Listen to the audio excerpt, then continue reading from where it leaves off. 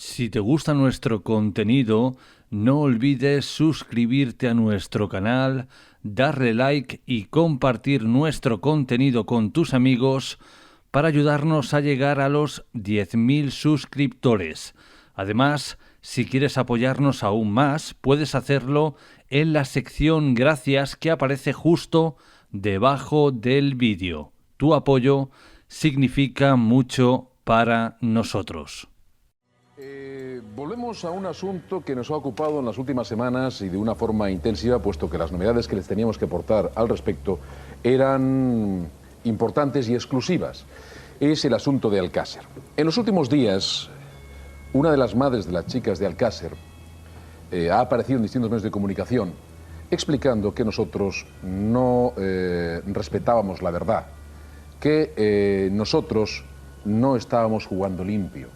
Se nos acusaba de estar obedeciendo a ciertas órdenes, se nos acusaba de muchos asuntos por parte de esta mujer, cuyo dolor naturalmente entendemos. Nosotros no vamos a entrar en discusión con esa mujer, no vamos a entrar en discusión absolutamente sobre nada. Les repito, como en su día, los distintos días hicimos, nosotros nos basamos en las informaciones y en las investigaciones realizadas hasta ahora y que pertenece al sumario. Una persona que ha estado trabajando junto a nosotros, o nosotros junto a él, para ser más exacto, es don Fernando García. Señor García, buenas noches. Hola, muy buenas noches. Padre también, como saben, de una de las niñas de Alcácer, que está aquí esta noche con nosotros pues para aclararnos cosas que se han dicho, quizá de malos modos, pero tampoco es cuestión de calificarlo en este instante, sino de aportar nuestra versión que, bueno, pues hasta ahora parece que está muy relacionada estrechamente con lo que se está escribiendo en el sumario. Vamos a escuchar lo que nos decía una madre que parece que no está de acuerdo con lo que aquí se dice en este programa, ni con la forma de tocarlo que tenemos. Escuchen ustedes lo que decía esa mujer sobre nosotros. Pero yo quiero que sepa toda España que yo no estoy conforme en lo que se está haciendo en el programa de Pepe Navarro. Esto que se está sacando de las niñas, de cómo lo que les hicieron, de todo lo que les hicieron. Eso para mí me está costando mucho. Yo sé que usted es una periodista como Dios manda, pero ese Pepe Navarro no tiene escrúpulos. Perdóneme, Rosa. Perdone, Teresa, tengo que decirlo. Y el que ha llevado el sumario es lo mismo que él. El que ha llevado el sumario... Lo que han dicho que ha desaparecido lo tenía Frontera, el perito de quien acusa a la Guardia Civil. En ningún momento ha habido ocultación de pruebas, sino todo lo contrario, cuidarlas, salvaguardarlas, para que en el momento de celebrarse el juicio estuviesen a disposición de los tribunales. Las pruebas que acusaban a la Guardia Civil de que estaban quemadas, perdidas, están marcadas ahí con el nombre de Frontera. La asociación va a mirar qué responsabilidades penales hay a un perito que oculta unas pruebas a la justicia. Ella siempre había defendido que había personas de alto poder económico. Trabajaron para alguien y yo quiero ser alguien. Detrás de este crimen, y lo ha hecho durante prácticamente 3 años y medio. De pronto cambió de opinión. Esta mujer pues parece que nos está acusando que tengamos nosotros la culpa de lo que ha hecho la Guardia Civil. Si yo fuera el juez y tuviera capacidad, Frontera ahora mismo estaba en el calabozo. Restos de sangre y de semen en la alfombra que envolvía los cuerpos de las 3 niñas. Por las pruebas que tenemos en las manos hay por lo menos 8 personas que están demostradas que participaron. Yo le pregunto a una madre de la manifestación, ¿tú quieres que tu hija sea la próxima asesinada por Ricard? O sea, si sales a la mano y sal consecuentemente con todo. Decir que esto se pare significa que Ricard sale a la calle inmediatamente. Es que no quiero que un asesino, un presunto asesino, salga a la calle. Estoy luchando con todas mis fuerzas para evitarlo. Bien, como habrán adivinado, volvemos a hablar del crimen de Alcácer. Y es que tal y como les expuse en programas anteriores, hablar de este caso de Crónica Negra es como entrar en un laberinto sin fin, porque nunca sabes lo que te vas a encontrar. Sabes el punto de partida, pero les puedo garantizar que nunca te puedes llegar a imaginar dónde está el final, porque es como, no sé, una historia a la que se le van añadiendo capas y capas y capas, y cuando creías que lo sabías todo, de repente aparece otra cosa nueva, una nueva pista, un nuevo testimonio, que todo lleva a lo mismo, a la muerte de Miriam, Tony y Desiree, y que aquí nadie se confunda. Las únicas personas que realmente saben lo que pasó en Alcácer son las 3 niñas. Ni la versión judicial, ni la versión alternativa, ni la versión de los medios de comunicación, ni Miguel Ricard, ni Antonio Anglés, ni Fernando García, ni Juan Ignacio Blanco, ni otras tantas personas saben lo que pasó aquella noche en Alcácer. Solo las 3 niñas. Digo esto porque somos muchos los que, a nuestro modo, con nuestros limitados recursos, intentamos comprender qué pasó. Intentamos arrojar algo de luz a esta historia si es que es posible. Pero hay personas que se alzan con una voz autoritaria como si tan solo ellas pudieran hablar de este caso o como si ellas supieran la verdad absoluta. Y como digo, las únicas que saben lo que pasó aquella noche, lamentablemente, son las 3 víctimas. Y hoy pretendemos continuar con esta conversación que de alguna manera, como ya he dicho en espacios anteriores, dejamos a medias para hablar de otras teorías que hay al respecto sobre el crimen de Alcácer. Ya hemos abordado la teoría oficial, hemos abordado la teoría alternativa, hemos abordado la fuga de Antonio Anglés, pero como he dicho antes, se añaden capas y capas y algunas de ellas son auténticos. Pero como he dicho antes, se añaden capas y capas y algunas de ellas son sorprendentes. Bien, pues de todo esto vamos a hablar a continuación con nuestro buen amigo Hugo Fernández. Hugo, bienvenido de nuevo, ¿cómo estás? Muy bien, Jorge, encantado de estar aquí y otra vez un poco intentando pues dar respuesta a los comentarios y dar un poco de luz sobre el caso, si es que se puede, ¿no? Como bien decías al principio. Como ya te habrás dado cuenta, Hugo, el caso Alcácer es algo que cala muy hondo, que levanta ampollas, la gente lo siente como muy suyo, ¿no? Quizá aquellos que éramos niños pequeños teníamos miedo de salir a la calle por si estos monstruos estaban agazapados en la oscuridad esperando. Aquellos que teníais la edad de las niñas, bueno, tendríais miedo de que os pasara lo mismo, y nuestros padres sintieron a Miriam, Toñi y Desiree como sus propias hijas. Bueno, en definitiva, como digo, Hugo, la gente, bueno, pues se vuelca mucho con este caso y lo siente muy, muy suyo. Sí, yo siempre lo digo que Alcácer nadie lo sabe ni probablemente nadie lo sabrá jamás. Quizá a lo mejor ahora con esa investigación que empezó el grupo LASMI de Félix Ríos, yo creo que a lo mejor igual lo que podemos hacer es descartar algunas cosas que sí que creíamos a lo mejor que pudiesen llegar a ser ciertas, pero no creo que llegamos a conocer la verdad como en otros muchos casos, ¿no? Los únicos que saben la verdad es lo que tú decías, las pobres niñas de Alcácer, sus asesinos o asesino, yo creo que más bien asesinos, y nada más. Yo coincido, por ejemplo, muchas veces, por ejemplo, con Manu, del Rincón del Disidente. Hay cosas con las que no coincido y hay cosas con las que sí. Una cosa que coincido es que lo único que hay claro de Alcácer es que el 13 de noviembre del 92 3 niñas desaparecen de esa localidad, Miriam, Toñi y Desiree, y ya está, no sabemos nada más, porque él dice, bueno, y que aparecieron luego muertas, torturadas. Es que incluso hay hipótesis que no son los cadáveres de ellas las que aparecieron en la Romana. Yo creo que sí, pero por ejemplo, hay un dato como esa supuesta caries que había en el cuerpo de Toñi, que ya prácticamente le estaba llegando hasta el hueso, tenía que haber provocado unos dolores increíbles en ella, y la familia no sabía nada de esa caries. Y la cabeza, digo la cabeza porque supuestamente en el cadáver número 1 y en el cadáver número 2 la cabeza aparece desprendida del cuerpo. Digo supuestamente también porque si empezamos a sacar conclusiones, sobre todo de testimonios, como por ejemplo el de los apicultores, que su día la Guardia Civil no les tomó declaración, el funerario, que tampoco le tomó declaración la Guardia Civil en su momento, sino que comparecieron ya en el juicio casi 3-4 años después, en el 96, hombre, pues intentar hacer un acto de memoria de algo que sucedió hace 4 años, hombre, pues tampoco hay que darle la credibilidad justa, no porque esté mintiendo, sino porque, hombre, las lagunas en la memoria ya después de tantos años, pues hombre, hacen su mella.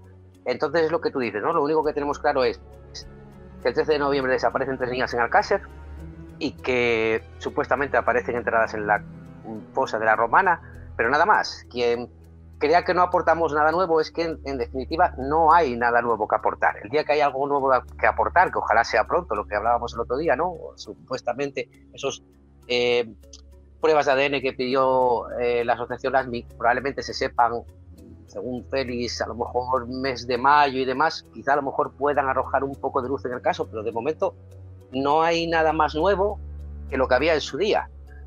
Había gente, por ejemplo, que hablaba de que no comentábamos de la operación Trinity y demás, que luego si quieres lo tratamos, no creo que tenga mucha relación con el caso. No lo podemos descartar, porque si no sabemos lo que pasó tampoco hay descartable prácticamente nada, Jorge, pero no creo que esté muy relacionado con el caso, hablaremos si quieres de ello, pero lo que hablábamos, ¿no? No se sabe a día de hoy y probablemente yo creo que no se sabrá jamás qué hay detrás del caso. Yo creo que incluso aunque se sepa, aunque llegue un día y se sepa y diga, mira, pues si lo que pasó es esto, va a seguir habiendo gente que vaya a dudar de esa versión también oficial, entre comillas, de esa última versión. Va a haber gente que dice, bueno, pues es que esto a mí no me encaja, o aquello tampoco, lo de más allá.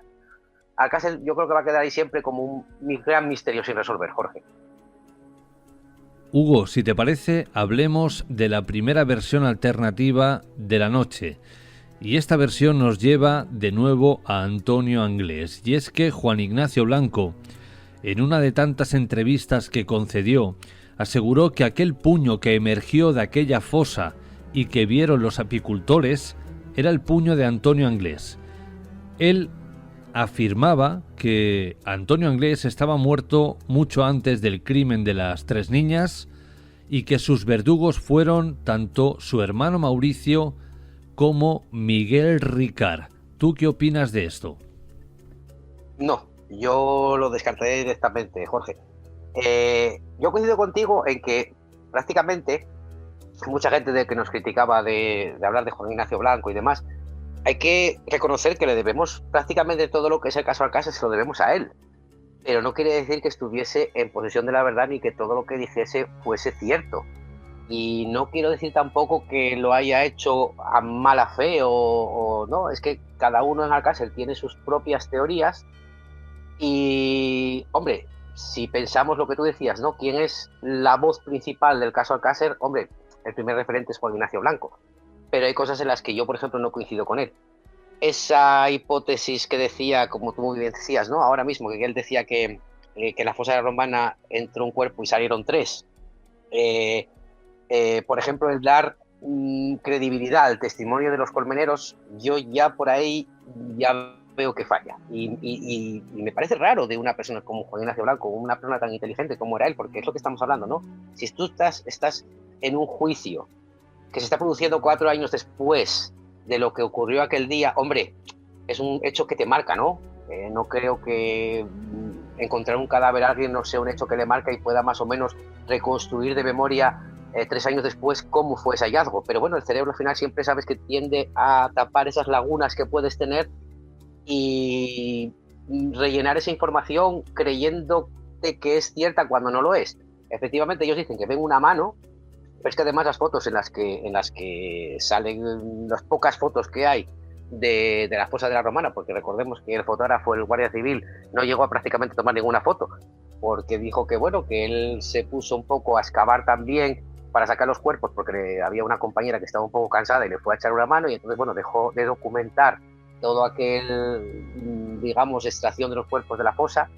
Ahí perdimos un material súper importante, pero sí que hay la foto de cuando se localiza el cadáver, sí que lo hay y se ve cómo salen los huesos. Y claro, si después también hacemos caso, por ejemplo, al funerario que fue a levantar los cuerpos, él tampoco habla de una mano, él dice que ve hueso allí. Entonces, hombre, ya te digo, un poco tiendes a tapar esa memoria con cosas un poco inventadas, pero no digo que lo hagas a mala fe, sino que el cerebro funciona así. Mira, un dato, por ejemplo, que a mí siempre me llamó la atención, porque yo creo que eso sí que es un recuerdo que es imborrable y sabes cómo fue ese descubrimiento del cadáver y por qué yo creo también, por ejemplo, la teoría del segundo enterramiento, es que aquí, ¿no? Cuando él testifica en el juicio de cómo halló los cuerpos, él dice que bueno, que llega allí con su cuñado, aparcan el coche y demás, y como era un poco temprano, deciden esperar a que el sol caliente un poco porque las abejas cuando está frío están muy alteradas, entonces él decide dar un paseo por la zona.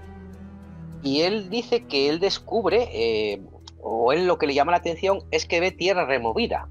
Es decir, él no ve directamente, no va caminando y se encuentra con esa mano, vamos a decir que ellos vieron una mano en ese momento, él no vio esa mano, sino que él ve tierra removida, le llama la atención y es cuando hace ese hallazgo. Vamos a pensar una cosa, que yo creo que nadie cayó en cuenta en esto, pero bueno, estamos hablando de que si realmente el enterramiento se hizo al día siguiente de haber asesinado a las niñas, como cuenta la versión oficial, las niñas llevaban enterradas 75 días. En 75 días la tierra se compacta ya, Jorge, no hay rastro de que la tierra se remueva. Esa tierra tenía que estar prácticamente totalmente fusionada ya con el resto del terreno, es decir, que si él ve que hay tierra removida, es que alguien la removió poco tiempo antes. Ahí es donde yo creo que fue cuando enterraron a las niñas, y cuando el otro día estábamos hablando también un poco de récord de los papeles. Muchas veces decimos, bueno, es que ¿cómo van a estar los papeles? Que era algo que decía Juan Ignacio Blanco, ¿cómo van a estar los papeles 75 días allí? Es que tampoco nos dice nadie que estuviesen allí los 75 días sus papeles. A lo mejor las niñas las enterraron 2 o 3 días antes de que las encontrasen los colmeneros, en ese punto quiero decir. Y a lo mejor los papeles tienen ese mismo tiempo, a lo mejor llevaban allí 2 o 3 días, no llevaban más tiempo. Alguien a lo mejor los preparó allí, lógicamente. Pero quiero decirte que hay muchas inconsistencias, pero yo más bien las tomo por ese tiempo que transcurrió entre que ellos descubren el cadáver, porque lo que te decía, los cadáveres no testifican en ese momento en la Guardia Civil, no les toman declaración, ellos testifican ya directamente en el juicio. Porque, por ejemplo, hay otro dato que me llama, por ejemplo, muy, muy poderosamente la atención.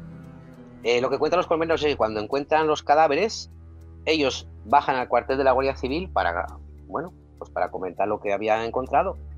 Es en ese momento cuando llega ese coche negro que sube Aquino con ellos, y el otro colmenero pues se queda en el cuartel esperando a que llegue la otro coche de la Guardia Civil para subirle a él.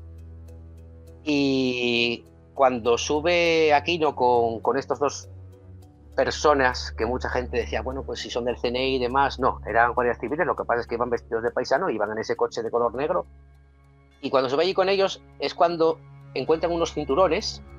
Eso es lo que cuenta el colmenero. Ellos solamente lo que hacen es ver la mano o esos huesos que salen de allí, pero luego cuando suben es cuando encuentran unos cinturones. Uno de los policías que iba pues dice, oye, pues mira, ya sé quién están aquí, porque esa cazadora pertenece a, creo que había dicho que a Toñi, y aquí hay 3 cinturones que son los de las niñas. Es decir, ellos no vieron ningún cinturón, pero sin embargo, cuando llega el sepulturero, de la funeraria al cuartel de la Guardia Civil, que lo avisan, él ve allí al otro colmenero, a Sala, y entonces le pregunta, ¿es usted familiar del fallecido y demás? Y dice, no, yo solamente encontré el cuerpo y vimos 3 cinturones, y entonces ya le cuenta que vieron 3 cinturones en el cuartel cuando todavía no los habían encontrado, pero bueno, ya te digo, es que no podemos tampoco tomar al pie de la letra una declaración de 4 años después.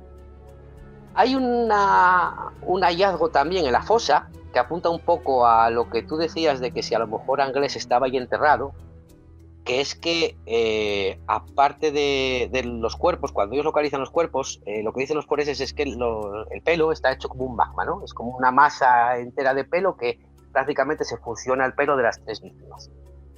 Cuando posteriormente Frontela hace un cribado, por decirlo de alguna manera, de ese pelo, descubren que hay un cuarto cabello, un cabello de un pelo corto de otra persona, que no se sabe si es una mujer o un hombre, pero hay como si hubiese habido una 4ª persona allí enterrada. Y es entonces un poco también donde nace esa teoría de que si ese era el pelo de Anglés. Yo no creo esa teoría. Yo sí que creo que, ya te dije en su momento el otro día, que Anglés está muerto, para mí, bajo mi punto de vista, pero claro, tampoco tengo la certeza de esto, pero no creo que haya sido esa supuesta disputa y demás, porque, como te decía, yo creo que por lo menos Anglés sigue vivo un par de días después, que es cuando encuentran restos de semen y demás en la caseta de Alborache. Eso demuestra que Anglés seguía vivo en ese momento. Entonces no creo que hubiesen enterrado a Anglés en la fosa y luego lo hubiesen desenterrado para meter las crías y demás. No, Anglés seguía vivo. Y lo que también me resulta curioso es que muy rápidamente, a pesar de que Ricard decía que le tenía muchísimo miedo a Anglés, lo inculpase tan rápido, ¿sabes? Entonces eso sí que es una parte, pero claro, es como todo en este caso, ¿no? Hay una parte que cuando creas que encajas una pieza, la que está al lado deja de encajar. Porque si Ricard le tenía mucho miedo a Anglés, ¿por qué le acusó si sabía que a lo mejor en cualquier momento podía ser detenido? Entonces es donde hace también esa teoría de que ya estaba muerto Anglés, entonces le echaba la culpa a él y demás. Yo creo que Anglés seguía vivo en ese momento. No creo lo de la fuga tampoco. Por ejemplo, otra cosa que yo discrepo de Manu, te digo que hay cosas que estoy a favor, hay cosas que estoy en contra. Él, por ejemplo, decía que no tenía muy claro que en la peluquería y demás fuese él. Sí, era él. Era él porque además en la peluquería lo reconocen porque él cuando va a cortarse el pelo, en aquella peluquería de Valencia que hablamos el otro día, llevaban como un registro de clientes, entonces él firma como con el seudónimo que él usaba, que era parte de Azafra. Cuando ellos se dan cuenta de que se busca Antonio Anglés, que usa esos seudónimos, es cuando dicen, ostras, pero si ese cliente estuvo el otro día aquí, y cuando ven la foto dicen, pues joder, era esta persona, perdón por la expresión. Entonces yo creo que sí estuvo en aquella peluquería, sí que había otra persona que le estaba esperando fuera y demás. Que luego lo vieron después también en los alrededores del Alborache, que hay gente que dice que lo vio por allí, es que no cuadra el tiempo, o estaba en un sitio o estaba en el otro, o si loca como Santa Teresa de Jesús, o estaba en Valencia o estaba en Alborache. Yo no doy más credibilidad a Valencia porque además había otro chico también que se encontró con él, que decía que lo conocía de toda la vida, porque eran prácticamente vecinos, y que estuvo hablando con él ahí en Valencia, que le pidió pues si podía quedarse a dormir en su casa ese día y demás, y dijo que no, que imposible, y entonces dijo, bueno, pues yo voy a mirar por el barrio chino a ver si encuentro algún sitio donde dormir y demás. Entonces yo creo que estaba en Valencia, estaba vivo, porque me fío mucho del testimonio más también de los peluqueros, de este otro chico que lo vio, que sabe que era él porque lo conocía, y estuvo hablando con él, sabía que era Antonio Anglés. Entonces Antonio Anglés seguía vivo. Yo creo que esto fue un poco una teoría de Juan Ignacio Blanco. En su momento tendría algún tipo de base cuando él lo afirmó, pero no creo que Anglés estuviese muerto en ese momento. Anglés murió, yo creo, algunos días después. Y continuamos hablando de Antonio Anglés. Hugo, también se especuló mucho en aquella época y sobre todo en el sumario B de Alcácer al respecto de que Antonio Anglés era homosexual. Contaban esto para, de alguna forma, justificar que él no podría haber abusado sexualmente de las 3 niñas porque le gustaban los hombres. ¿Esto de alguna manera está probado? Aquí ya también nos metemos un poco en terreno un poco escabroso, Jorge, porque ¿de quién nos fiamos? Yo también vi muchas declaraciones del Mississippi, que mucha gente también preguntaba, oye, ¿el Mississippi le hizo más daño o le hizo más favor al caso Alcácer? Hombre, pues depende, las dos cosas a la vez. No hay tampoco, en esta vida no hay blancos ni negros, ¿no? Hay muchas tonalidades de grises. En el momento en que se empieza, por ejemplo, a entrevistar a Juan Ignacio Blanco y Fernando García le hizo mucho favor al caso Alcácer. De hecho, en parte sigue vivo por eso, como comentábamos el otro día, pero también luego llegó un momento en que, bueno, pues si llevaba a este yonki de turno que comentaba no sé qué, el otro que decía que no sé cuánto, yo que sí trapicheaba con este y no sé qué más, ahí entonces hizo ya un poco más de daño. Y entonces ahí, si nos fiamos de esos testimonios, claro, sí que había personas que decían que era homosexual, había otras personas que decían que era bisexual. Nunca encontré, eso sí, ningún testimonio, al menos no lo vi, que directamente dijese que era heterosexual, o más bien era homosexual o era bisexual, pero no encontré ninguno directamente que dijese no, Antonio Anglés era heterosexual. Por ejemplo, otra cosa también que decían es que cuando encuentran esas fotografías en aquel chalet donde él se refugia supuestamente, que aparece aquí a mancha de sangre y deja eso, las fotografías de un fotomatón del aspecto que tenía en aquel momento y demás, que mucha gente que dice que son pistas hechas allí, puestas allí un poco a propósito, pero es lo que te decía yo, no sabemos qué pasó en ese momento, solamente lo sabe Antonio Anglés en caso de que siguiese vivo.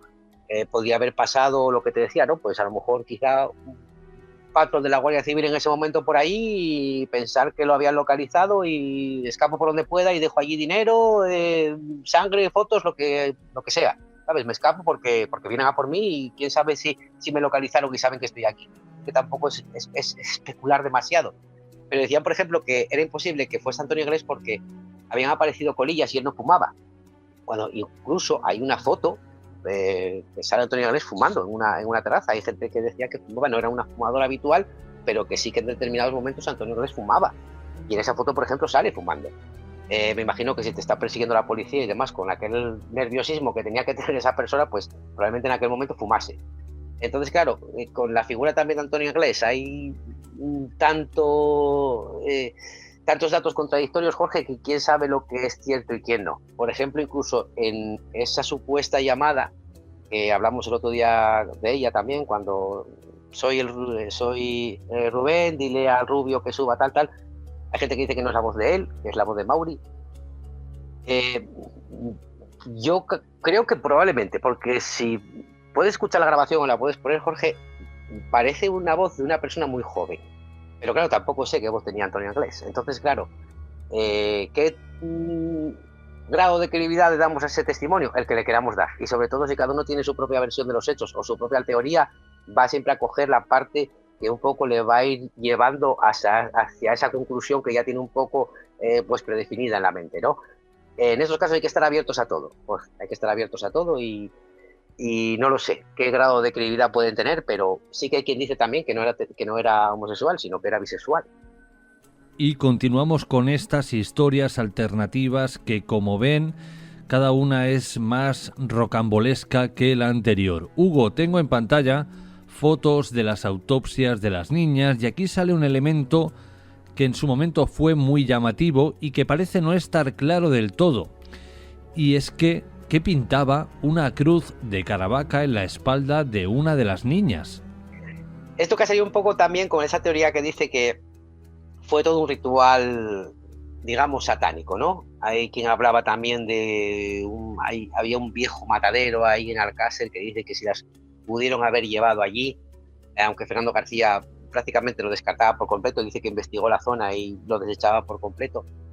Pero claro, aquí entramos en otro tema complicado y te voy a decir por qué. Justamente por lo que te comentaba un poco al principio. De hecho, en aquel momento, cuando también Juan Ignacio Blanco hizo su investigación, había datos que no se conocían, que sí que se conocen a día de hoy. Uno de ellos, por ejemplo, era lo que te comentaba, ¿no? ¿Eran realmente las 3 niñas de Alcácer las que estaban ahí enterradas? Hombre, sabemos que Miriam sí. Sabemos que Miriam sí porque aparecieron luego unos huesos de una falange que las pruebas de ADN que hicieron con Fernando García coincidían con él, entonces se supo que eran falanges de Miriam. Pero es que los otros 2 cuerpos que hay no se sabe porque nunca les hicieron ningún tipo de prueba de ADN. Y un ejemplo de ello es lo que te comentaba, ¿no? Esa caries que tenía Toñi en ese momento, que decían que que era prácticamente imposible casi ni hablar con esa caries que había en ese cuerpo, y ella supuestamente estaba haciendo vida totalmente normal. Lo de la cruz de Caravaca aparece en el cadáver de Desiré, y también depende un poco donde lo mires, más bien no parece que esté incrustada, ¿sabes? Cuando hablamos o cuando decimos incrustada, parece que alguien como que la metió ahí a la fuerza y apareció ahí entre las vértebras y demás. Pero pudo haber sido simplemente de la descomposición del cadáver que esa cruz se hubiese metido dentro del cuerpo. Sí es cierto que los padres de las niñas no reconocieron esa cruz como suya. Es decir, que alguien la puso allí, o si ya vamos a jugar, ya te digo, a especular del todo, Jorge, si ese cadáver no pertenecía realmente a Desiré, a lo mejor era el cadáver de una niña que sí llevaba esa cruz de Caravaca. Y cuando se empezó a descomponer el cadáver, esa cruz pues se le metió dentro del cuerpo. Por eso te decía que es que si nos ponemos a especular con todo, Jorge, no íbamos a avanzar nunca. Que hay muchas teorías, las hay, que hay mucha gente que nos puede decir, oye, pues mira, esto no es así, esto no es así, pero claro, ¿quién me dice a mí, quién me asegura a mí, por ejemplo, ahora mismo, que ese cadáver realmente era el de Desiré, si nunca le hicieron ningún tipo de prueba de ADN? Y el de Toñi, al menos la cabeza, es un poco extraño. Otra cosa también, cuando van sacando los cuerpos, en el atestado dicen que la cabeza del cadáver número 2, que era precisamente el de Desiré, Toñi estaba en la parte superior, Desiré estaba en la parte intermedia y Miriam era la que estaba enterrada más abajo. Cuando hablan del cadáver número 2, dicen que la cabeza está como unos 50 centímetros del cadáver. Es decir, que si es cierto así, es un poco complicado pensar que haya sido efecto de la putrefacción. Puedo comprarte la putrefacción del cuello, en el que el estado que estaba el cuello se llega a desprender la cabeza, pero que la cabeza dentro de la fosa se mueva 50 centímetros, más bien parece como que hubiesen decapitado ya ese cadáver, lo hubiesen enterrado con la cabeza separada del cuerpo. Entonces, supuestamente según la versión de Ricardo, la versión oficial, a ellos asesinan a pie de fosa, de un disparo.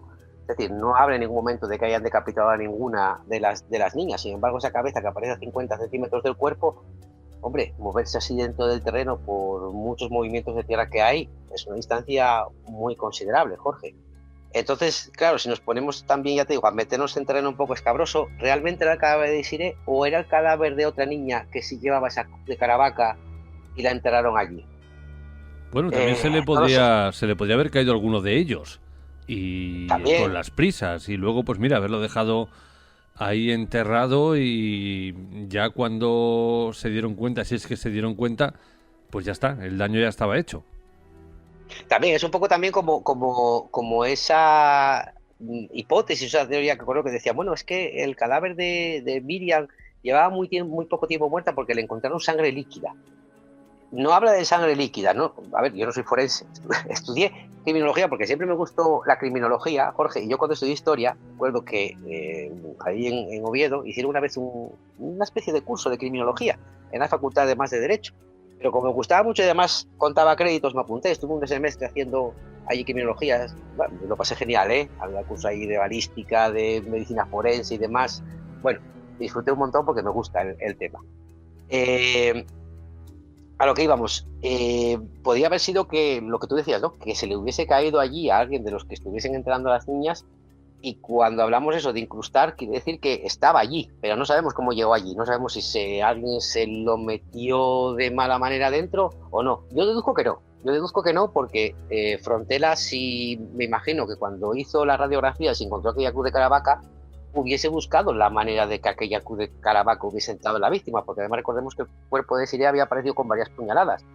¿Cómo entró esa cruz ahí? Es que tampoco lo explica ni el propio doctor Frontela. Quizá a lo mejor es lo que tú dices, pertenecía a uno de los asesinos, se cayó en ese momento, tampoco sabemos qué pasó exactamente, ni pudo haber un forcejeo o no, porque la versión de Ricard, a pesar de que yo estoy convencido de que Ricard al menos sí que estaba allí presente, porque lo que te decía, da unos datos que luego, posteriormente, mucha gente dice, no, porque claro, la Guardia Civil, como estaba en el momento de la autopsia, ya sabía estas heridas que tenía y demás, y lo forzaron a decir. Hubo otras heridas que salieron bastante tiempo después, cuando ya se hizo el informe final forense, que Ricard ya describía y que se supieron casi un par de meses o 3 después. Entonces, por eso yo creo que Ricard sí que estuvo allí. Él dice que, por ejemplo, las asesinan eso, a pie de fosa de un disparo, pero, por ejemplo, las heridas que tiene Miriam en la vagina, según las autopsias, deducen que fuese post-morte, es decir, que las niñas abusaron de ellas post-morte, después de muertas, y eso no cuadra tampoco con la versión que dio Ricard, que las mataron a pie de fosa y las enterraron. No se hizo tampoco ninguna reconstrucción en la romana, que yo creo también que ahí en la romana no pasó nada. Un poco estoy lo que dice Tiunars, esa frase que también, porque pienso igual que él. No sé dónde ocurrió, pero sé dónde no ocurrió. En la romana no. No sé dónde fue, pero en la romana seguro que no. Y entonces ya te digo, es lo que tú puedes decir, ¿no? A lo mejor era uno de los asesinos que llevaba esa cruz, se le cayó y pues fue por la putrefacción a parar ahí a una de las, o entre 2 vértebras del cadáver de Desiree. Que de hecho yo sigo manteniendo la misma postura. Aquí intervino más gente. La gran pregunta es ¿quién es esa otra gente? Pero de hecho nos ha llegado un comentario a través del canal de YouTube de una persona que aseguraba que el crimen de Alcácer lo cometieron Miguel Ricard, Antonio Anglés, Mauricio Anglés y un tal Nano. Y luego dejaba una coletilla como el Nano, tan solo ellos saben quién era. Bueno, pues yo te pregunto, Hugo, ¿tú sabes quién era este tal Nano? A ver, se sabe quién es y no se sabe a la vez, Jorge. Te explico. En una de tantas versiones que dio Ricard de los hechos, a lo mejor precisamente porque le llegó a oídos suyos aquel testimonio que dio aquella vecina, Dolores Badal, que dijo que había visto a las niñas entrar en un coche con cuatro personas dentro, que la Guardia Civil, la policía, hicieron allí pruebas y decían que sí, que lo podía haber visto perfectísimamente, había una iluminación suficiente como para haber visto a cuántas personas iban dentro del coche. Yo sigo pensando que ella no vio a las niñas en ese momento. Yo creo que las niñas, lo que te decía, nunca llegaron a Picassent, desaparecieron en Alcácer. Lo que hablábamos el otro día un poco de Herbás, ¿no? Me parece que la policía no tiró mucho de ese hilo de Herbás y que dijo que las había dejado en Picassent, porque Yasser, el chico que va en moto, en el juicio dice que sí, que está seguro que eran ellas, pero en cuando le cogen declaración, que es lo que yo más me fío, lo que más reciente está, después de 3-4 años, pues ya te digo, tu cerebro puede decirte que sí, que eran ellas, pero en ese momento él tampoco aseguraba que fuesen ellas. Ellas desaparecen en Alcácer, yo creo que nunca llegaron a Picassent, pero yo creo que Ricard escuchó aquella historia de que había visto a esta mujer, a 3 chicas, entrar en un coche con 4 individuos, entonces cuando él dice, vale, pues mira, voy a decir la verdad, en el coche íbamos yo, iba Antonio Anglés conduciendo, iba también el Mauri, y luego un chico que llamaban el Nano, que yo no sé quién es, pero tenía mucha relación con ellos. La policía, pues el capitán, creo que se llamaba Ibáñez, me parece, empieza a investigar esa pista a ver quién era el Nano. Le lleva incluso unas fotografías a Ricard a la cárcel con varios sospechosos que pueden ser esta persona. Él no identifica a ninguno, pero acaban dando con él o con quien dicen que era él gracias a Losa. Losa era un yonki que fue precisamente el que le vendió la pistola a Mauri con la que supuestamente mataron a las niñas. Y él, cuando le muestran esas imágenes, esas mismas fotografías, él sí que reconoce una persona allí, como dice, mira, el Nano es este. Era un tal José Miguel Martínez Cana, creo que se llamaba. La policía dio con él, lo interrogó. Él dice que no conocía a Ricard absolutamente de nada, que nunca lo había visto, ni sabía por qué había dicho eso sobre él, que sí es cierto que conocía mucho a Anglés, porque eran prácticamente vecinos, tenía mucha relación con él y con Mauri, pero no sabe por qué lo metió ahí en esa, digamos, en el embolado de decir que iba con ellos en coche cuando él dice que no conocía a Ricard. Y él dice que sí, que era el Nano, que lo apodaban así, que lo llamaban el Nano o el coreano. Quedó un poco ahí, no se investigó mucho más, sí que le llegaron a tomar muestras de pelo, y él directamente además se prestó voluntaria a que se las tomasen, muestras de pelo, de cabello y de vello púbico, para contrastarlas con las que habían aparecido. No apareció nada positivo y ya no se le investigó más. Pero sí que hay gente que dice que en realidad ese no era el Nano, que era otra persona. ¿Hasta qué punto? No lo sé, porque como él tampoco dijo que iba en ese coche ni nada, fue algo que dijo Ricard, pues no sabemos si Ricard se refería a esa persona, a ese Nano, supuestamente, o era otro Nano. En principio, la versión oficial dice que Nano era este José Miguel Martínez, y que se le investigó en su momento, se le tomó además muestras de cabellos, no coincidía con ningún cabello que hubiese en la escena del crimen y se descartó. Pero sí que, como dice el comentario, es cierto que al final de todo no se sabe exactamente quién era, si era realmente este José Miguel Martínez o era otra persona. Coincido contigo plenamente, Hugo, en que el caso Alcácer empieza en el momento que las 3 niñas hacen autostop y las recoge el tal Herbás. Y es que aquí también nos ha surgido otra teoría, a través de otro oyente, que nos comentaba algo al respecto de que las niñas fueron llevadas a la casa del hijo de un guardia civil, que allí todo se fue de las manos, que mataron a las 3 niñas, que el padre, por ser un alto cargo de la Guardia Civil, directamente pidió ayuda al presidente del gobierno del momento y que taparon todas las pruebas e inculparon de alguna manera a Miguel Ricard y a Antonio Anglés para que se comieran el marrón. Conozco la teoría, Jorge, pero a ver, no la comparto, pero tengo que ser totalmente franco de que lo desconozco. Lo desconozco, voy a decir por qué. Hay mucha gente que nombraba el libro de El síndrome de Alcácer de Francisco Gijón. Francisco Gijón es un autor que a mí me encanta, porque además, como yo estudio historia, me gustan mucho los libros que tiene, cómo lo explica y demás, lo hace de manera bastante amena. Sí que los libros parece que están un poco editados como caseramente, ¿no? Hay alguna falta por ahí de ortografía, más que de ortografía, alguna falta de... Vamos, que no parece como fuesen libros editados profesionalmente, pero me encanta. Yo tengo un montón de libros de Francisco Gijón. Este en concreto no lo tengo, no lo sé qué dice él, pero sí que tengo otro que se llama La leyenda del caballo turco 3, que habla, o 4, que hablan específicamente del tema de Alcácer, solamente trata sobre el tema de Alcácer nada más. Y es donde lanza esta teoría que tú decías, que decía que, bueno, que es que las niñas fueron a una fiesta de los hijos de unos guardias civiles y demás, y allí, bueno, pues había drogas, que estos chavales, estoy hablando también muy de memoria porque el libro lo leí hace ya un tiempo, esos chavales como que robaron las drogas en un almacén donde las tenían requisadas y demás, y entonces, bueno, pues hicieron ahí una fiesta con drogas y alcohol, se les fue todo un poco de las manos, las niñas estaban allí, abusaron de ellas y al final acabaron asesinándolas. Incluso dice que más bien por efecto de las drogas que algo que hubiesen hecho ellos premeditadamente, y que entonces que los padres decidieron tapar un poco aquel caso y demás, y que sí que contó con, bueno, pues como eran guardias civiles muy influyentes, contó casi un poco con el gobierno para tapar todo aquello y demás. Luego, a raíz de este libro, fue cuando escribió, según tengo entendido, este del síndrome de Alcácer, donde supuestamente, según dice en la contraportada del libro, él ahí da más detalles y más cosas sobre el libro primero. Yo ese libro del síndrome de Alcácer no lo leí, no lo tengo, no lo sé qué pistas puede dar ahí, qué detalles, qué a lo mejor puede dar que respalde la teoría, pero yo cuando por lo menos leí el otro libro, Jorge, me pareció una teoría como, no voy a decir inventada, me imagino que él tendrá sus fuentes, pero como no revela ningún tipo de fuente, no dice de dónde sacó esa información y demás, yo casi que me lo tomé como un poco una historia un poco de ficción, ¿no? Porque podemos criticar el trabajo de Juan Ignacio Blanco, pero Juan Ignacio Blanco, él saca el sumario, dice, pues mira, esta es la declaración de la policía de esta persona, tal, y él va hilando y sacando sus propias conclusiones.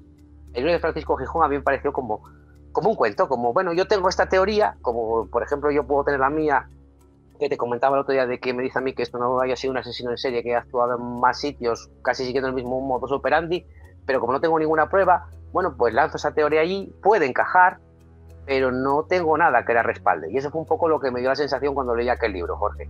Sí conocía la historia, además fue bastante famosa en su día, se movió por muchos foros de internet, pero yo nunca le di más credibilidad. Si a lo mejor leo el libro del síndrome de Alcácer, a lo mejor llego el próximo día aquí y me retracto y te digo, oye Jorge, pues mira, leí este libro y sí que aquí, oye, da estos datos y demás y tal, que bueno, puede tener visos de realidad.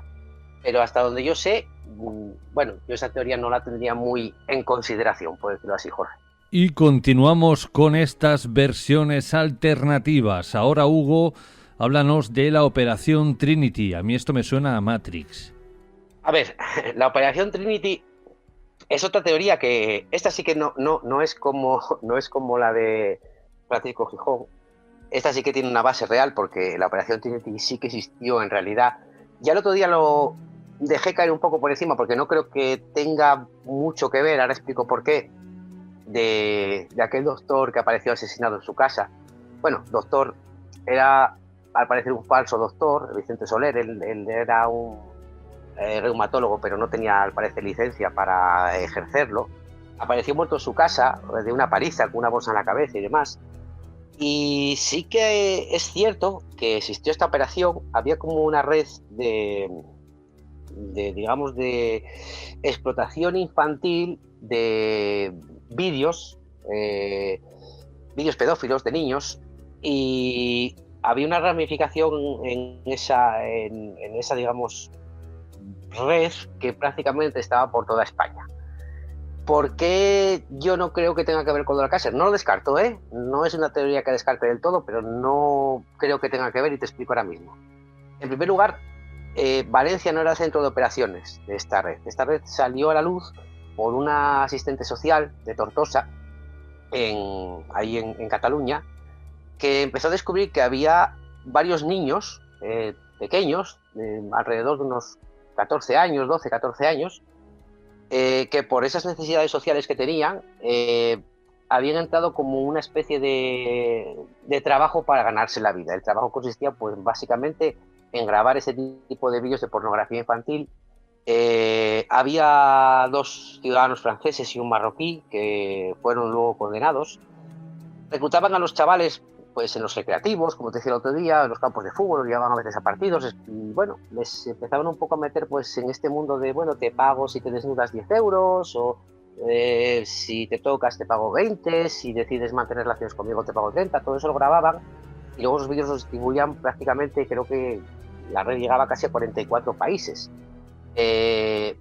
No creo que encaje mucho con el tema del Alcácer, porque sí que, a pesar de que tenía ramificaciones en varios sitios, por ejemplo en el País Vasco había también una red por ahí, en la zona de Andalucía había incluso un profesor de instituto que se dedicaba también a grabar a los críos, les robaba la ropa interior y demás, y en Valencia sobre todo había 2 personajes. Uno era este Vicente Soler, que hablamos el otro día, otro era un joyero de Valencia que se llamaba José Cardona. Fueron apresados y condenados por esto. Además, José Cardona ya tenía antecedentes de antes. Pero no creo que encaje en Alcácer porque, al parecer, solamente usaban niños, o sea, usaban chicos. No parece que hubiese rastros de niñas y demás. Y además tampoco usaban un rapto, un secuestro. Ellos pues pagaban por esos servicios. A ver, entre comillas, no estaban forzando a nadie a hacerlo. Te pagaban por ello. Vamos, un poco como hablamos en su día del caso Einstein. El caso Einstein no era que tuviese una red en el que cogía, raptaba niñas y se las llevaba y abusaba de ellas, no. Él las captaba y demás, les pagaba un dinero, le pagaba con favores. A estos niños un poco igual, ¿no? Les pagaba con drogas, algunos. Entonces no creo que encaje mucho lo del Alcácer porque no es el mismo modus operandi. Esto era pues una red que pagaban a niños que tenían necesidades económicas y sociales bastante fuertes, y entonces era un poco la manera también que ellos tenían de ganarse la vida, ¿no? Yo creo que encaje con el Alcácer por eso, porque no eran niños, les pagaban, no hay secuestros ni demás. De hecho, la policía llegó a identificar muchas cintas. Ahí sí que hay niños que quedan todavía por identificar, pero no se descubrió ningún caso de crimen, ni de asesinato, ni nada de nada. De hecho, José Cardona, el joyero fue condenado a 6 años de cárcel prácticamente por corrupción de menores, pero no hubo ningún caso de asesinato y demás. Lo que no quiere decir que no esté relacionado, porque si tú estás en una red de pornografía infantil, tienes varios clientes en diferentes países, ¿quién no me dice a mí que en un momento dado uno de esos clientes te diga, oye, pues yo quiero que me hagas un vídeo así? Entonces ya traíamos un poco con el vídeo snap, ¿vale? A mí me gusta esto y quiero que me hagas un vídeo así, estoy dispuesto a pagar tanto. Y que en ese momento a lo mejor pues hubiese esa red de Valencia aceptado ese trabajo y hubiese pasado eso con las niñas de Alcácer o incluso también con Macastre. Yo casi, si me dices con qué tiene más relación o con qué podía tener más relación este caso Trinity, casi podemos relacionarlo más con Macastre que con Alcácer, porque en Macastre sí que estamos con niños que, bueno, tenían un ambiente social y familiar pues bastante roto. Valeriano sabemos que se drogaba y demás, entonces sí que a lo mejor quizá pueda encajar más en Macastre que en Alcácer. Que tenga que ver Alcácer con la operación Trinity, no lo creo, por lo que te comentaba Jorge. No se dio ningún caso de asesinato, pero si tú estás metido, ya te digo, en ese mundo, pues a lo mejor puedes tener un cliente que te diga, oye, pues yo me interesa esto, ¿cuánto cuesta? Y que acabes haciéndolo, ¿no? Pero bueno, yo lo descartaría un poco por ahí, Jorge. Siempre se nos ha vendido a Miguel Ricard en el caso Alcácer como un pobrecito que le tenía miedo a Antonio Anglés y que tan solo estaba allí para, como aquel que dice, obligado, que miró y que participó muy poco y que fue Antonio Anglés el sádico, el psicópata que acabó con la vida de las niñas. Pero depende a qué fuentes consultemos, te cuentan todo lo contrario, que Miguel Ricard era realmente el sádico, que fue quien destrozó a Desiré de arriba a abajo y que obligó, por ende, a Antonio Anglés a tener que matar a las 3 niñas porque con el destrozo que le había hecho a Desiré ya no las podían dejar libres. Es decir, que de nuevo encontramos una versión que da la vuelta a la historia, que Miguel Ricard fue el culpable de todo y que echó mierda encima de Antonio Anglés, que de alguna manera sabía que nunca lo iban a encontrar. Yo casi es la teoría que más respaldo. Como te decía al principio, no creo que estuviese muerto cuando él declaraba, yo creo que Anglés estaba vivo. Y hay mucha gente también que cree esta teoría, porque digamos que lo que tachan un poco a Antonio Anglés, sí que están más o menos de acuerdo en tacharlo de que es una persona bastante violenta, sobre todo la familia, aunque es lo que te decía, ¿no? Yo lo que venga de la familia Anglés no me creo absolutamente nada. Pero bueno, sí que dice que era una persona muy violenta, pero al final sí que lo toman como un cobarde, porque por ejemplo cuando iban a hacer los atracos, quien se quedaba en el coche era Antonio, quien entraba a hacer el atraco era normalmente Mauri y Ricard. Ricard estuvo en la Legión, por ejemplo, o sea, era una persona que estaba curtida y demás, algo que además relacionas con Macastre, que hablamos el otro día un poco por encima de ello, de esa funda de ese cuchillo que aparece debajo del cadáver de Pilar.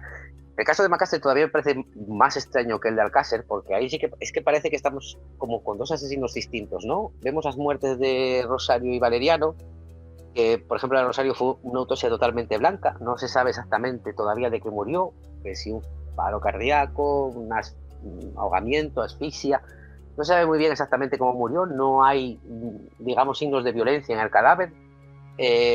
La autopsia de Valeriano fue un poco más chapucera, por decirlo de alguna manera, porque no se le hizo ni en el anatómico forense ni nada, y además se le hizo una forense que no tenía prácticamente tampoco experiencia, así que tampoco podemos saber mucho de la muerte de Valeriano, pero sin embargo, si vamos a la muerte de Pilar, es algo totalmente distinto, ¿no? Le amputan un pie, desaparece también una mano, aparece también a varios kilómetros, pues allí metido en aquel túnel de desagüe. Y sí que es cierto que aparece no hablamos el otro día mucho de ello, aparece una funda de un cuchillo, el cuchillo de la SOGE. La SOGE era una organización juvenil que se fundó en la época del franquismo. ¿Cómo decirlo? Era como una especie de, entre comillas, por decirlo de alguna manera, Boy Scouts franquistas. Y sí que, por ejemplo, tenía mucho que ver con la Legión. De hecho, no oficialmente la OGE y la Legión no tenían nada que ver, pero sí que, por ejemplo, muchos chicos que estuvieron en la OGE luego pasaron a la Legión. Recordamos que lo que tú decías, ¿no? Pues Ricard estuvo en la Legión. Y aparece ese funda de ese cuchillo de la SOGE, que luego también machacaron a que podía ser de Antonio Anglés y demás, del cuchillo que llevaba. Pero, por ejemplo, cuando el otro día hablamos de que me decías, bueno, es que Anglés tampoco parecía la persona que hiciese aquello, parecía, según los testigos, que era como una persona muy amable. En la peluquería dijeron que sí, que era un chico muy amable, muy simpático y demás, que me creo lo que te decía, que me creo que la peluquería lo hayan visto y haya estado allí, porque además de firmar con el seudónimo, lo reconocieron. Y si lo hubiese reconocido solamente uno, hay un peluquero y lo reconoce, pero creo que estaba el dueño y creo que había 4 trabajadoras allí, o sea, 5 personas que sin ningún género de duda lo reconozcan. Yo creo que él estuvo ahí en realidad. Y él, cuando secuestra aquel hombre que lo lleva en coche, que incluso paran a repostar y demás, que hablamos de ello, él lo deja libre, le dice, oye, si me ayudas, yo te voy a dejar libre. Y cuando llegan a cierto punto, le manda a bajarse del coche, que se vaya a su casa y ya está. No corresponde mucho con una persona que haya cometido ese crimen. Y además él incluso le llega a decir que le estaba acusando de un crimen que él no cometió. Y además llega a decirle también, como pilla a la persona que me vendió la pistola, vamos, que poco más que se iba a entrar, un poco casi como inculpando al Losa que también identificó al nano y demás. Parece que eso, que según dicen, Anglés no tenía el valor suficiente como para hacer lo que hizo, y que probablemente Ricard sí. Hay mucha gente que nos va a decir, bueno, y el caso de Nuria Pera, yo ya lo dije el otro día, el caso de Nuria Pera es totalmente distinto a esto. El caso de Nuria Pera fue un ajuste de cuentas por drogas. Nuria Pera le debía dinero y le debía droga, y bueno, pues a lo mejor por ser mujer, quizá a lo mejor si hubiese sido un hombre no se hubiese atrevido a hacerlo, pero como era una mujer y a lo mejor quizá la vio vulnerable, decidió vengarse de ella de esa manera para también lanzar un poco un aviso a quien le debiese dinero y le debiese drogas, lo que podía pasarle. No tiene nada que ver. Aquello para mí fue un ajuste de cuentas. Le hizo lo que le hizo, pero bueno, no llegó tampoco en ningún momento ni a asesinarla ni nada de nada, ¿no? Bueno, sí que la maltrató, la golpeó y demás, pero no llegó al grado de ensañación de las niñas de Alcácer. Y hay esa teoría que apunta a eso, ¿no? Que Ricard no era ese pobrecito que estaba allí, qué miedo, que yo hago lo que me manden porque tengo miedo, sino que era el que llevaba la voz cantante. No sabría decirte, Jorge, que ya te digo que yo creo que Ricard estuvo allí seguro. Vamos, no me cabe ninguna duda. Anglés no lo sé, porque como nunca se le detuvo, nunca se le tomó declaración, nunca nada. Yo de Anglés lo dejo ahí. No sé si pudo participar, si estuvo ahí o no, pero Ricard seguro, y probablemente hubiese participado activamente. No lo puedo tampoco asegurar porque no tengo pruebas, pero bueno, por lo que más o menos se ve y se sabe, yo creo que sí, que Ricard participó. Juan Ignacio Blanco repitió una cuestión hasta la saciedad, de la que yo estoy totalmente de acuerdo, y es que Antonio Anglés, prácticamente la figura de Antonio Anglés se construye por el caso Alcácer, porque fueron muchos los investigadores que intentaron, más allá de la propia familia, intentaron contactar con amistades, con exnovias, también más allá de Nuria. Bueno, con alguien que le pudiera decir cómo era Antonio, si era cariñoso, si era romántico, si era un pervertido, si era una persona borde, no sé, buscar algo más de su personalidad, pero se toparon con un silencio absoluto. Sí, ciertamente. Además me mandaste los vídeos, porque bueno, ya Mississippi en su día lo vi, pero ya me queda un poco lejos. Pero es un poco lo mismo, ¿no? ¿Qué credibilidad le podemos dar a esos testigos, Jorge? Vamos a poner, bueno, es que claro, si nos ponemos ya en la tesitura de que dice mentira, ya no vamos a hablar más del tema, ¿no? Pero vamos a poner que sea cierto, que estuviesen diciendo la verdad. a lo mejor quizás solamente era eso, ¿no? Pues droga. Hay quien dice que Anglés, lo mismo, que no se dedicaba al menudeo, ¿no? Que él tenía casi una infraestructura y es cierto, si nos fijamos en la historia de Luis Pera, él tenía como varios yonkis enganchados que él los usaba también un poco como camellos. Entonces sí que puede ser que Antonio Anglés moviese mucha más droga de lo que nosotros pensamos que era. Es decir, que nosotros tenemos la imagen de Antonio Anglés como que era un camello que, bueno, trapicheaba pequeñas cantidades por aquí y por allá, pero si esto fuese cierto, no tendría por qué ser confidente de la policía, como yo creo que sí lo era, ¿eh? Yo creo que sí lo era, porque incluso, de hecho, hay una ocasión que al parecer van él y Ricard en el coche, los para la Guardia Civil, incluso le estaba en busca y captura y no lo detiene ni nada. Él lo que comentaba también, él estaba en busca y captura en ese momento, no había vuelto de un permiso de la cárcel y él se paseaba por Catarroja, hombre, no iba habitualmente, pero según contaban, él estaba por allí, nadie lo detenía ni nada de nada. Entonces probablemente sí que fuese un confidente de la policía, y si fuese un confidente de la policía, pues supongo que era una persona que manejaba cierta cantidad de droga y que vendía droga a gente quizá a lo mejor muy adinerada. A lo mejor esas limusinas que habían por ahí sí que puede ser cierto, aunque no creo que si yo soy una persona de mucho poder vaya con la limusina dando, poco entre comillas, el cante a comprar droga no sé dónde, sabiendo que este tío es un camello, que Catarroja, no sé cuántos habitantes podía tener Catarroja en aquel momento, pero no creo que fuese un pueblo muy grande como para saber a qué vas a casa de Antonio Anglés. Entonces, puede ser que sí, pero yo creo que a lo mejor era solamente un tema de drogas, porque de hecho en uno de los testimonios que tú me mandaste había un chico que decía que, lo que tú me decías, ¿no? Que en la bolsa había polvo y bastante dinero, creo recordar también. Entonces puede ser que sí que trapichease, o que no fuese gente pudiente que le fuese a comprar drogas, sino a lo mejor eran camellos mucho más grandes que él, que a lo mejor era el que le suministraban la droga a él, porque incluso llegaban a decir que él debía también droga a gente que estaba por encima de él, que le debía droga y dinero, y que incluso esa fue una causa también de por qué lo asesinaron, porque él también tenía deudas con camellos o con proveedores que estaban muy por encima de él y que lo habían matado por eso. Entonces no lo sé, si le damos qué credibilidad queremos darle, si le damos ninguna, pues ninguna, era mentira y ya está. Si le damos que puede ser cierto, pues a lo mejor solamente era un tema de drogas y nada más. Pero hasta qué punto puede haber más allá, no lo sé. Yo lo que sí que te puedo decir, Jorge, es que el crimen de Alcácer tiene una brutalidad tan grande que yo te lo decía el otro día, por ejemplo, hablábamos, yo no creo que exista esa cinta SNAF que decía Juan Ignacio Blanco, o no creo que exista en el sentido de que él la tenga. Pero prácticamente, si nos ponemos un poco a pensar, casi es lo que un poco más puede obedecer a eso, ¿no? Ese grado de sadismo tan grande, o estamos hablando ya de algún tipo de ritual, cosa que también dudo, o estamos hablando de algo que estaban haciendo para vender ese contenido a otra persona, porque también lo decía Frontera, ¿no? Que las heridas y demás estaban hechas un poco como si estuviesen enseñándoselo a otra persona, a lo mejor esa otra persona en una cámara. Yo, fíjate, lo de la cinta SNAF no lo descarto, que la tenía Juan Ignacio Blanco, no, lógicamente no la tuvo ni la tendrá jamás. Quizá a lo mejor intuía que podía ser una de las teorías que más encajasen y decidió sacarle un poco de rédito o un mucho de rédito a eso en los últimos años de vida, diciendo que él tenía la cinta, que la había visto y demás, cuando no existe, o si existe, no la tiene o no la tuvo nunca.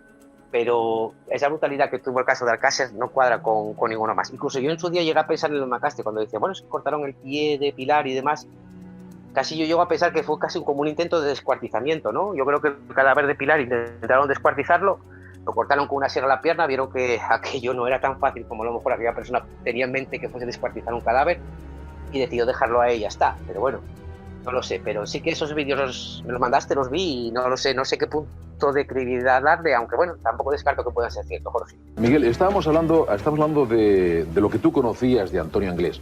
¿Tú dirías, como dicen sus hermanos, como dice todo el mundo, que tenía tendencias homosexuales, que era pedófilo, o sea, que le gustaban los niños? ¿Tú qué dirías? Que era bisexual. ¿Que era bisexual? Sí. ¿Por qué? Porque desde muy pequeño, que yo recuerde, cuando teníamos una cabaña con los varios amigos, que no quiero nombrar nombres porque allá ellos, tenían, pues se masturbaban y todo, y yo me salía mosqueado de la cabaña diciendo, iros a la entrada, hacer sus atracos o hacer cosas que él ¿Era tenía. supersticioso? Sí. ¿Y siempre que iba a hacer algo delictivo la besaba? Sí. ¿Él decía que le traía suerte? Sí, según me dijo él, sí. Entonces yo le pedí que me comprara una, que por cierto la vendí porque como yo estaba también enganchado en la droga, pues... ¿Él era el que te suministraba a ti la droga? Sí, me daba dinero y droga. ¿Era el único de los hermanos Anglés que tenía esa cruz? Sí, los demás no creo que hayan tenido ninguna religión ni nada en eso. ¿Recuerdas algún instante curioso en el que utilizase esa cruz? Sí, cuando a lo mejor se iba a hacer alguna cosa, la besaba porque yo lo veía continuamente como la besaba. Canales, espérate ahí. Besaba la cruz y se iba. Digo, oye, no me tardes mucho. ¿Y dónde Digo, se iba siempre cuando hacía eso? No sé, él cuando yo en 2 ocasiones, como te he dicho, lo llevé en una discoteca que se llama el Loro, antiguamente, que hoy se llamará Color o algo así. Y se metía en la puerta principal, salía por la parte de atrás, se metía en un coche, un Ford Escort blanco. Yo, claro, estaba en mi tema, que estaba fumando en plata, pues lo voy a pasar y yo seguía mi tema, ¿no? Y tardaba como 1 hora, hora y pico. ¿Y tú lo esperabas a la entrada? Nada más en la entrada. Él entraba por la puerta principal, entraba dentro de la discoteca. No sé por qué, pero él siempre procuraba que su gente estuviera un poquito alejada de él. Cuando él hacía sus... No sé por qué. ¿Nunca conociste a ninguna de las personas que le facilitaba la droga o esas que les daban la bolsa? Yo lo que vi es un hombre mayor, con mucha entrada, pelo moreno, sobre unos 40 años en el Ford Escort, en 2 ocasiones. ¿Y era siempre el mismo? En 2 ocasiones sí que vi el mismo. ¿Cuántas veces fuiste a contactos como ese? No, yo solo fui en 2 porque me lo pidió él. Desde luego yo estaba en la planta baja para controlar de que los yonkis no se comieran su material. Y para poner punto y final a esta primera parte, digo primera parte porque va a haber una segunda, en la que Hugo nos va a hablar de otra desaparición que a día de hoy sigue sin resolverse, que ocurrió unos meses antes que las niñas de Alcácer, que involucra a adolescentes también haciendo autostop. Quiero recuperar de nuevo la figura de Miguel Ricard porque, como ya hemos dicho, bueno, pues algunos lo pintan como el pobrecito de la historia, pero Hugo hace unos días me planteó otra hipótesis, un poco alocada, pero que quizá todo podría ser. Y es que en aquellos años 92, por España morían muchísimos adolescentes, desaparecían otros tantos que hacían autostop, y Hugo me dijo, ¿y si Miguel Ricard fuera un asesino en serie? Sí, el otro día te comentaba esta teoría porque, bueno, es un poco haciendo un mismo juego que te comentaba un poco antes de lo de Francisco Gijón con el tema este de los hijos de los guardias civiles y demás. Te dije así un poco la teoría, un poco loco, y dije, bueno, es que también, si te pones a pensar un poco, los casos de los que hablamos que pueden estar relacionados con Alcácer, más o menos tienen un patrón en común, ¿no? Vamos a hablar luego del caso de Aguilar Campo, pero también encajaría en este modus, digamos, operandi de una persona, un individuo solo, aunque a lo mejor el individuo solo era el que iba en el coche, conseguía las víctimas y luego las llevaba a otro sitio en el que participaba más gente, que yo creo que es lo que sucedía en realidad. Pero todo encaja un paso menos con un patrón. Si te pones a fijarte en el caso, vamos a centrarnos ahora en estos y luego ya hablamos de Aguilar Campo. Si te pones a fijarte un poco en el caso Macastre, Alcácer y por ejemplo este que hoy prácticamente no hablamos, pero es que tampoco hay, si te pones a buscar en internet, tampoco hay muchos datos de esta víctima, de Cristina Llorca, ¿no? Pero los tres tienen como un patrón en común. Hay alguien que los recoge en el coche, suben por su propia voluntad, es alguien que conocen y luego aparecen muertos. En el caso, por ejemplo, me llama mucho la atención, por ejemplo, el caso de Cristina Llorca, porque era una chica que estaba esperando el autobús para ir al pueblo de su abuelo y de repente no hay testigos, no se sabe muy bien lo que pasó, pero bueno, si de repente desaparece de la estación de autobús, supuestamente es que alguien te haya llevado en coche. No te van a raptar, porque raptar a una persona, hombre, una persona ofrece resistencia, lucha, grita, pelea y demás, habría alguien que hubiese visto algo, nadie vio nada. Entonces parece más bien que haya pasado por ahí un coche, le haya preguntado si te llevo, oye, te llevo, te acerco y tal. Probablemente en ese caso tuvo que haber sido alguien que conociese, porque una cosa es parar a alguien haciendo esto, yo estoy haciendo esto, me para un coche, no conozco de nada, oye, me ofrece ayudarme y ya está. Pero si yo estoy en una parada de autobús y para un coche para ofrecerme y llevarme, es un poco ya más extraño, ¿no? Se supone que tiene que ser una persona conocida que me ve en la parada de autobús y me dice, oye, Hugo, te llevo, te acerco a algún sitio. Oye, pues sí, mira, acércame a tal sitio. En el caso de Macastre, alguien también los lleva a Macastre en coche, porque ellos no tenían vehículo, no se sabe cómo llegaron hasta allí, alguien tuvo que llevarlos en coche. Además es lo que hablábamos, ¿no? Valeriano en el cadáver de María Llano llevaba unos billetes de autobús de hacía unas semanas, pero no tenía ningún billete de ese día. Si guardas los billetes de hace unas semanas y no guardas ningún billete del día justamente en el que viajaste, alguien los tuvo que llevar hasta allí. En el caso de las niñas de Alcácer, si es cierto que hicieron autostop o que alguien las llevó autostop, pues lo mismo, ¿no? Y hay un patrón que se repite, que es un coche de color blanco, que aparece en 2 casos, un coche de color blanco pequeño, y yo un poco así ya también puestos a teorizar, Jorge, por ejemplo, en el caso de Alcácer y en el caso de esta chica de Cristina Llorca, aparecen atadas, maniatadas con unas cuerdas que al parecer son el mismo tipo de cuerda, no es idéntica porque no es del mismo fabricante, pero sí que es un tipo de cuerda que se usaba pues para labores de pues embalar cajas y demás en el campo. Entonces yo opino que tiene que ser quizá a lo mejor alguien que incluso trabaje en eso. No creo que lleve las cuerdas porque diga hoy voy a secuestrar a alguien y a ver con qué me topo. No, parece más bien que sea algo espontáneo, ¿no? Paso, veo a esta persona, la llevo en mi coche. Es decir, que tú ya llevas esa cuerda en el coche. Quizá a lo mejor trabajase con ese tipo de cuerdas, pues a lo mejor alguien del campo, alguien de logística o alguien de... Recordemos además también que Ricard, por ejemplo, se dedicó también a la banistería, trabajaba en el campo y demás. Era una persona que llevaba ese tipo de cuerdas en el coche porque las necesitaba. Quizá también aquellos alicates con los que supuestamente cortaron pues el pezón de Toñi y de Desiré. Y a lo mejor también llevas una sierra, como el caso de Alcácer. Es decir, alguien que se dedicaba a su trabajo a llevar ciertas herramientas y cierto material, que se movía en un coche blanco pequeño, coche de gama baja de la época, es decir, una persona quizá con pocos recursos, un chico joven, luego te digo también porque eso del chico joven, a lo mejor de unos 20, 25 años, o sea, casa también con Ricard, que se dedicaba a recoger estas chicas que luego pues aparecían muertas, estos chicos, ¿no?